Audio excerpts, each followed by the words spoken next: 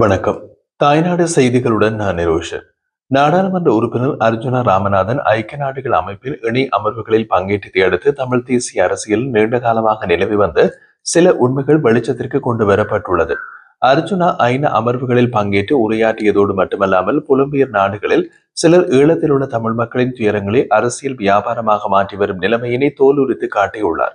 அவரது இந்த நடவடிக்கைகள் தற்போது வெளிநாடுகளில் வசிக்கும் பல தமிழர்களையும் சிந்திக்க தூண்டியுள்ளன.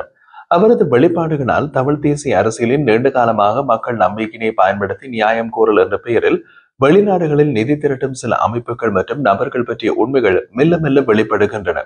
அர்ஜுனா வெளிப்படையாக எடுத்துரைத்த முக்கிய அம்சம் ஐநா அமர்வுகளில் பங்கேற்பது என்பது அந்தந்த நாடுகளின் அதிகாரப்பூர்வ அரசாங்க பிரதிநிதிகள், அதாவது ஜனாதிபதி, வெளிவிவகார அமைச்சர் அல்லது தூதர் மட்டுமே செய்யக்கூடியது.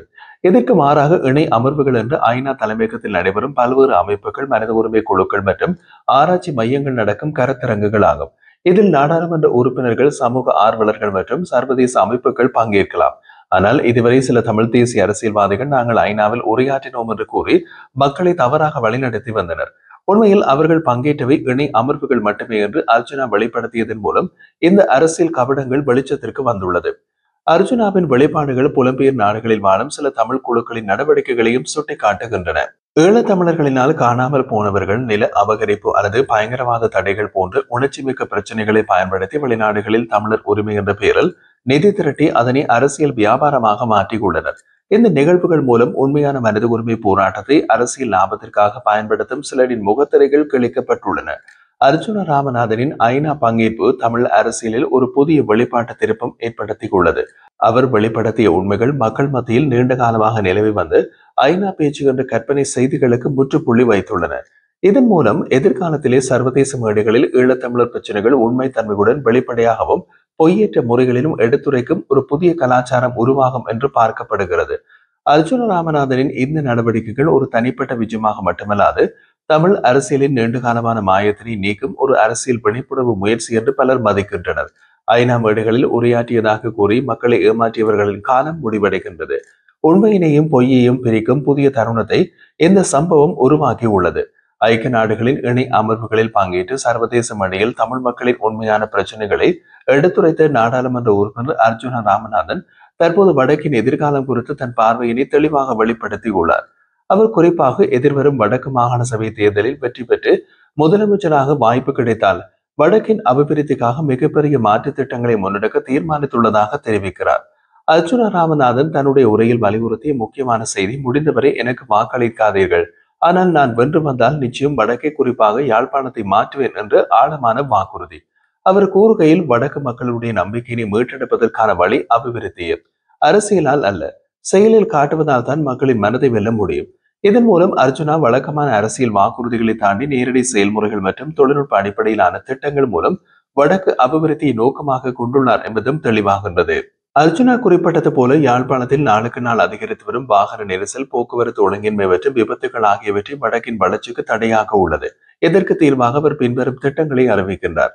நகர மையங்களில் ஒரே திசை போக்குவரத்து நடைமுறை, முக்கிய வீதிகளில் வாகன நிறுத்தம் தொடர்பான தனித்திட்டம், போக்குவரத்து கட்டுப்பாடு, கேமரா மற்றும் சிக்னல் முறைமை புதுப்பித்தல் போன்ற வீதி போக்குவரத்து ஒழுங்குபடுத்தல் திட்டங்களை முன்வைக்கின்றார். சரக்கு மற்றும் கனரக வாகனங்களுக்கு தனி பாதை அமைக்கப்படும். இந்த பாதையை பயன்படுத்துவதற்காக சிறப்பு கட்டணம் அறவிடப்படுவதன் மூலம் நகர போக்குவரத்து நெரிசல் குறையவும் சாலை பராமரிப்பு நிதி உருவாகவும் வாய்ப்பு உண்டு. யாழ்ப்பாண நகரில் சில முக்கிய வீதிகள் தற்போதைய போக்குவரத்து அளவுக்கு போதாமல் உள்ளன. இதற்கான வீதிகளை விரிவுபடுத்தும் திட்டம் நடைமுறைப்படுத்தப்படும். இதனால் வீதியோர கட்டடங்கள் சில இடங்களில் அகற்றப்பட வேண்டி வரும். விரிவாக்க திட்டத்தின் போது சிலர் எதிர்ப்பு தெரிவிப்பது இயல்பு என்று அர்ஜுனா ஒப்புக்கொண்டுள்ளார். ஆனால் அதற்கு தீர்வாக யாருடைய கட்டடங்கள் அகற்றப்பட வேண்டியிருந்தாலும் அவர்களுக்கு நியாயமான இழப்பீடு வழங்கப்படும். ஆனால் திட்டங்கள் நிறுத்தப்பட மாட்டாது என்று உறுதியளிக்கிறார்.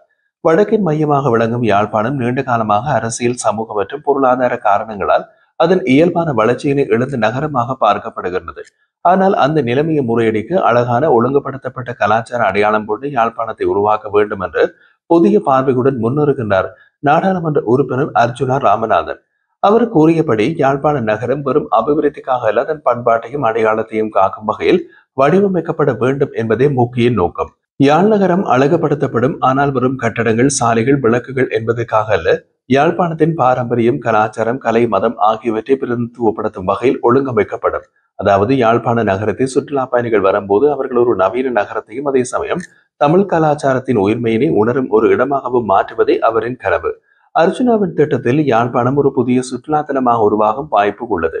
இத்தகைய முயற்சிகள் யாழ்ப்பாணத்துக்கு ஒரு பண்பாட்டு சுற்றுலா நகரம் என்ற புதிய அடையாளத்துக்கு கொண்டு வரும். அர்ஜுனா தன் வெளிநாட்டு பயணங்கள் வெறும் அரசியல் அல்லது தனிப்பட்ட நோக்கங்களுக்காக அல்ல, நகர மேலாண்மை மற்றும் சுத்தமான சூழல் அமைப்புகளை பற்றி கற்றுக்கொள்வதற்காக பயன்படுத்தி வருவதாக தெரிவிக்கின்றார். ஐரோப்பிய நாடுகளின் நகரங்கள் எவ்வாறு சுத்தமாக வைக்கப்படுகின்றன, கழிவுகள் எவ்வாறு பிரிக்கப்பட்டு நிர்வகிக்கப்படுகின்றன, வணிக நிலையங்கள் மற்றும் பொது வசதிகள் எப்படி ஒழுங்குபடுத்தப்படுகின்றன என்பதையெல்லாம் நேரில் பார்த்து கற்றுக்கொள்கின்றேன். அர்ஜுனாவின் நோக்கம் இத்தகைய நடைமுறைகளை யாழ்ப்பாணத்தில் நடைமுறைப்படுத்தி சுத்தம் மற்றும் ஒழுங்கில் முன்னோடியாக்குவது.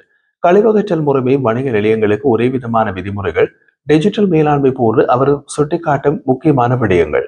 இத்தகைய மாற்றங்களை யாழ்ப்பாணத்தில் கொண்டு வரும் போது பல்வேறு தரப்பினரிடமிருந்து எதிர்ப்புகள் வரும். ஆனால் அதையும் சமாளிக்காமல் இருந்தால் யாழ்ப்பாணம் முன்னேற முடியாது.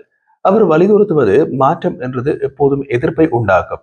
ஆனால் அந்த எதிர்ப்பினை எதிர்கொண்டு முன்னேறினால்தான் உண்மையான முன்னேற்றங்கள் சாத்தியமாகும். அர்ஜுனாவின் பார்வையில் யாழ்ப்பாணம் இன்னமும் பின்தங்கி இருப்பதற்கான காரணம் நடைமுறைக்கு வராத கனவுகள் தான். மாறாக இவ்வாறு செய்யாவிட்டால் இத்தனை வருடங்கள் கழிந்தாலும் யாழ்ப்பாணத்தை முன்னுக்கு கொண்டு வர முடியாது என்று கூறுகிறார்.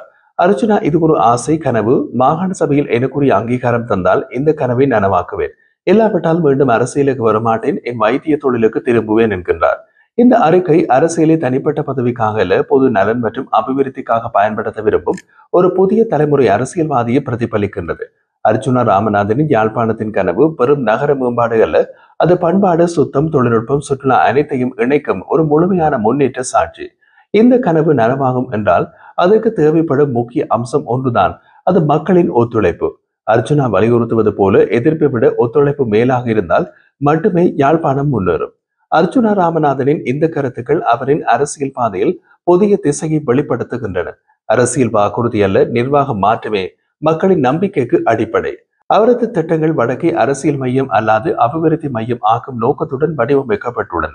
வடக்கு மாகாணத்தின் எதிர்கால அரசியல் மற்றும் அபிவிருத்தி கலாச்சாரத்தில் அர்ஜுனா ராமநாதனின் பார்வைக்கு ஒரு மாற்றுத்திறனுடைய சிந்தனை என்று கூறலாம். அவர் மக்களிடம் வாக்கு கேட்காமல் வென்றால் செய்வேன் என்று உறுதி கூறியிருப்பது அரசியல் நேர்மையின் புதிய அளவுகோல். யாழ்ப்பாணம் மற்றும் வடக்கில் போக்குவரத்து ஒழுங்கு, சாலை மேம்பாடு மற்றும் நகரமைப்பு திட்டங்கள் முறையாக நடைமுறைப்படுத்தப்பட்டால் அது வடக்கு மக்களின் வாழ்க்கை தரத்தில் ஒரு மூலப்பூர்வ மாற்றத்தை ஏற்படுத்தும் என்பதில் ஐயமில்லை.